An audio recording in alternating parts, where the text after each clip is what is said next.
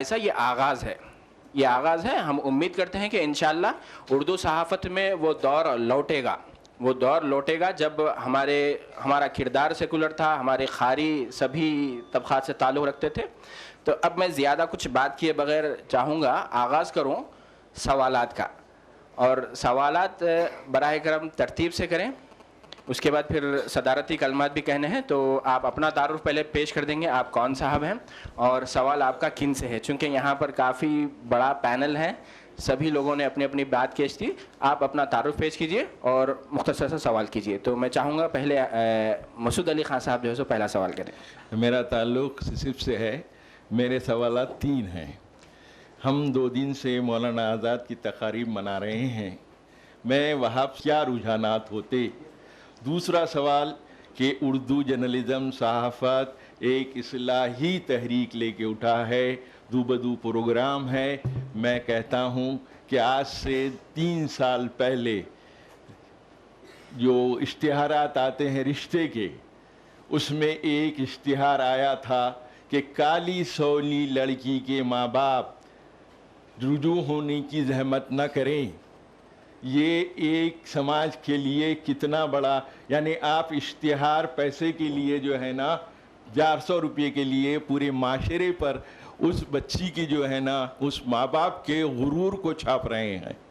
تیسری بات، آج سے 2009 میں پورے اخبارات کے ایڈیٹر اقتدار کی ہوس میں لگ گئے تھے اور ایک دوسری کے شخصی کردار میں اتنے الجھ گئے تھے کہ ایسا محسوس ہو رہا تھا کہ ان اخبارات کا نام اویسی ٹائمز ہونا چاہیے، خان لطیف ٹائمز ہونا چاہیے، زاہد علی خان ٹائمز ہونا چاہیے. انہوں نے اپنی روح کو. اور چوتھی بات یہ میں کہوں گا کہ بعض جرنلسٹ نے اپنے مینجمنٹ کا ساتھ جو استحال ہو رہا ہے ان کے ساتھ، اس پہ روشنی نہیں ڈالی ہے. کیا ان کو بچاوت کمیشن ویج بورڈ کی تنخواہیں ملتی ہیں؟ ان کو بونس ملتا ہے؟ ان کی پوری ضروریات مکمل ہوتی ہیں جس طریقے سے صحافت انگلش صحافت میں ہوتا ہے؟ جی، آپ نے 3 سوالات کیے ہیں، تو میں چاہوں گا کہ ایک وقت میں ایک ہی سوال ہو. تو پہلا سوال آپ کا تھا کہ متحدہ ہندوستان ہوتا تو مولانا آزاد کی فکر کا کیا ہوتا. تو میں چاہوں گا کہ چونکہ مولانا آزاد کی صحافتی خدمت سے وہاب خضر صاحب نے بات کی، تو وہاب خضر صاحب اس سوال کا جواب دیں. میں مولانا آزاد نے جب الہلال نکالا تو اس کے بعد ہی ایک واقعہ پہلے میں 2 منٹ کے لیے سنانا چاہوں گا.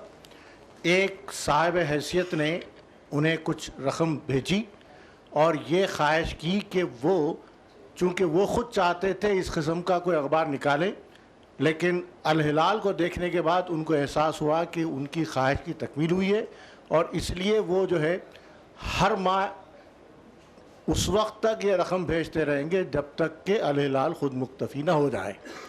تو مولانا آزاد نے وہ رقم نہ صرف واپس کی بلکہ اپنے تیسرے شمارے میں الہلال کے یہ لکھا کہ ہم اخبار نکالنے کا ہمارا ایک مقصد ہے، اور ہم اس مقصد میں کہیں اس بات کو جگہ نہیں دیتے کہ کسی رئیس یا کسی صاحب حیثیت شخصیت سے کوئی کیا کہیں آپ پیسہ یا کوئی جو ہے اس قسم کی کوئی مدد نہ لیں.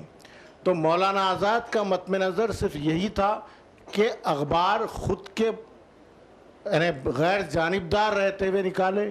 اگر کسی صاحب حیثیت، کسی وزیر یا کسی جو ہے آزادی کے بعد بھی اگر وہ نکالتے تو وہ اپنی اس بات کو قائم رکھتے. آج نو ڈاؤٹ جیسے بہت سے مقررین نے کہا کہ جو ہے یہ انڈسٹری بن چکی ہے اور یہ اخبار ایک جو ہے اس طرح سے ایک پروفیشن بن چکا ہے. مولانا آزاد کے ہاں ایسا کوئی تصور نہیں تھا. وہ جب بھی اخبار نکالے ایک مقصد کے تحت نکالے اور اپنے بلبوتے پہ نکالے.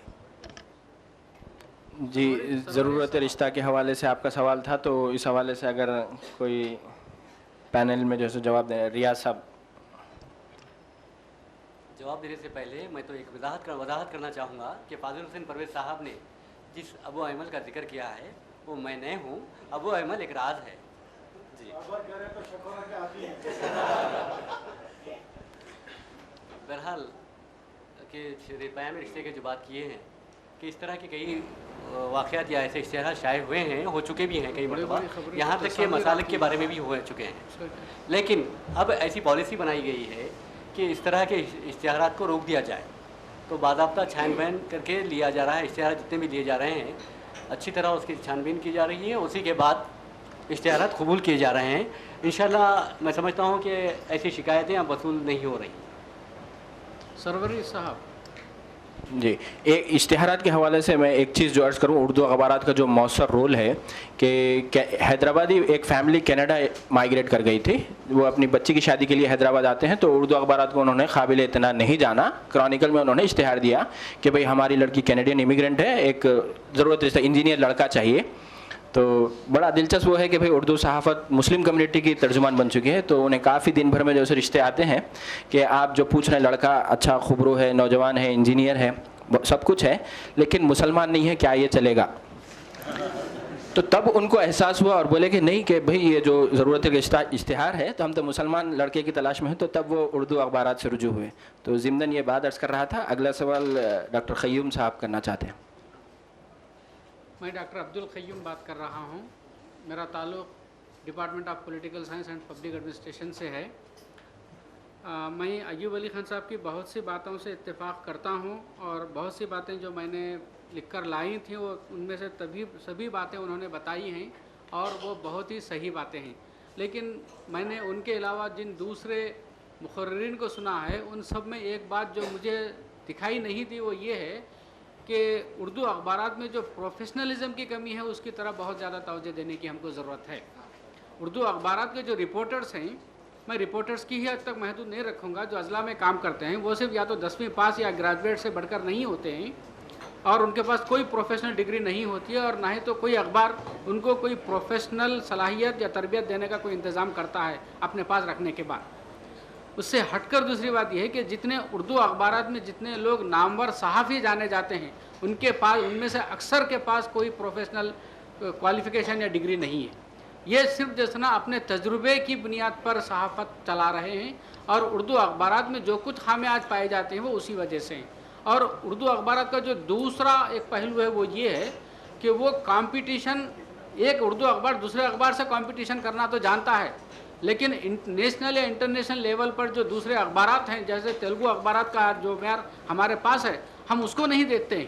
اسی لیے آج بھی ہمارے پاس اردو اخبارات میں شخصی نوعیت کی خبروں کو اہمیت دی جاتی ہے. تو میں نے اب تک یہ محسوس کیا کہ اردو اخبارات میں انفارمیٹیو نیوز کے مقابلے میں تشہیری نیوز زیادہ ہوتی ہے, اور وہ صرف اس وجہ سے ہے کہ ہمارے پاس ہمارا اردو اخبار امپاورڈ نہیں ہے ٹیکنیکلی سے مراد ہے کہ پروفیشنلی, اس وجہ سے وہ اس جانب توجہ نہیں دے رہا. آپ کا سوال اگر ایوب صاحب سے ہے تو جی ایوب صاحب. ایوب صاحب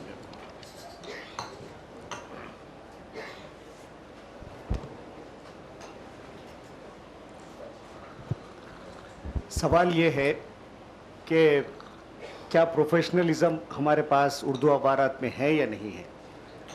میں یہ بات آپ لوگوں سے عرض کرنا چاہوں گا کہ اردو اخبارات یا اخبارات کو جس طریقے سے کیٹیگرائز کیا گیا ہے وہ اس کے 3 سیکشنز ہیں, بگ, میڈیم اینڈ اسمال.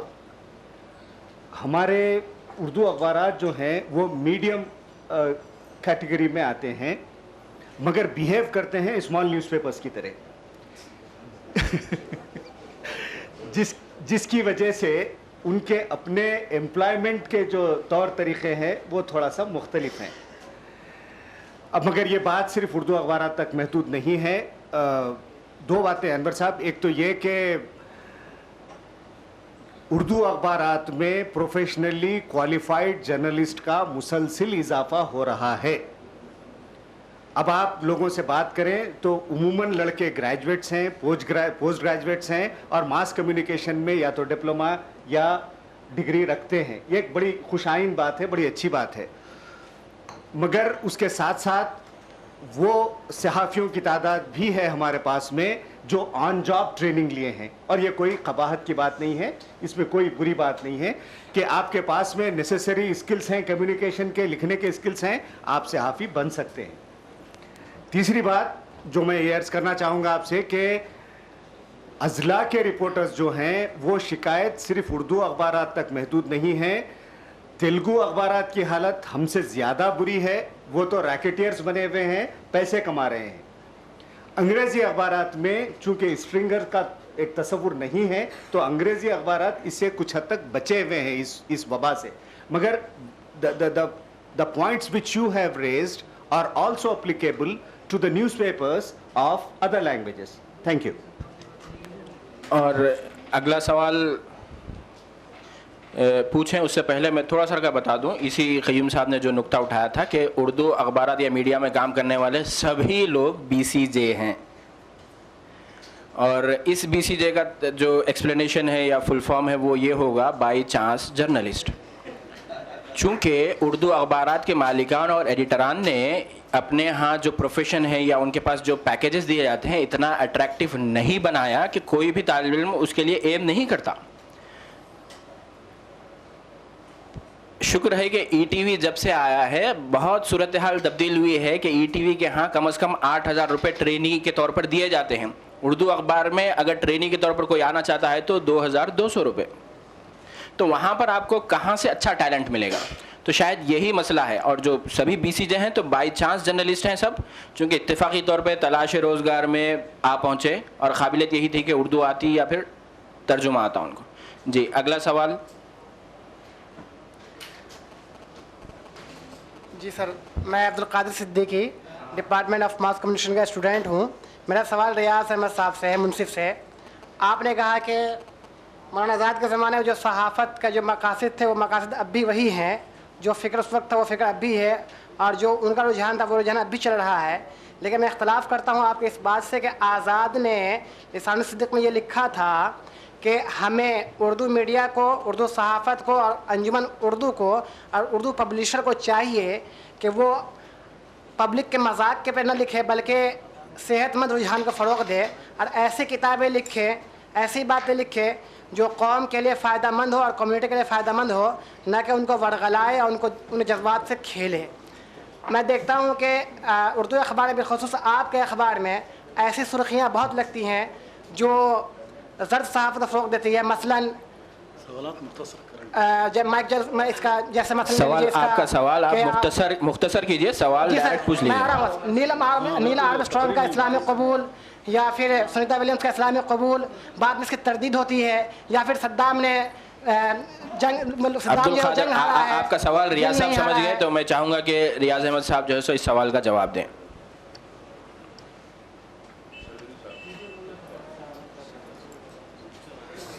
اس کا جواب یہ ہے کہ پہلے میں نے کہا کہ مقاصد وہی ہیں لیکن رجحانات بدل رہے ہیں. وہ دوست برابر سنے نہیں ہیں آپ, اس لیے کچھ آپ کے سننے میں غلطی ہو گئی ہے. اور جہاں تک یہ جو سرخیوں کا سوال ہے تو دیکھیے, جو وہاں پر سب ایڈیٹرس ہوتے ہیں یا نیوز ایڈیٹر ہوتے ہیں یا ایسوسیٹ ایڈیٹر ہوتے ہیں یا وہاں جو بھی ذمہ دار ہوتے ہیں, قارئین کی نفسیات کو دیکھتے ہیں, ان کی سائیکالوجی کو دیکھ کر وہ پیش کیا جاتا ہے. تو ہمارے جو قاری ہیں انہیں اس طرح کے مواد کی عادت ہو گئی ہے, اور وہی کا اخبار کامیاب ہوتا ہے جو قاری کی امید پر پورا اترتا ہے. اور ہم یہی کوشش کرتے ہیں کہ قاری کو جو وہ چاہتا ہے وہ پیش کریں. یہی اس کا جواب ہے.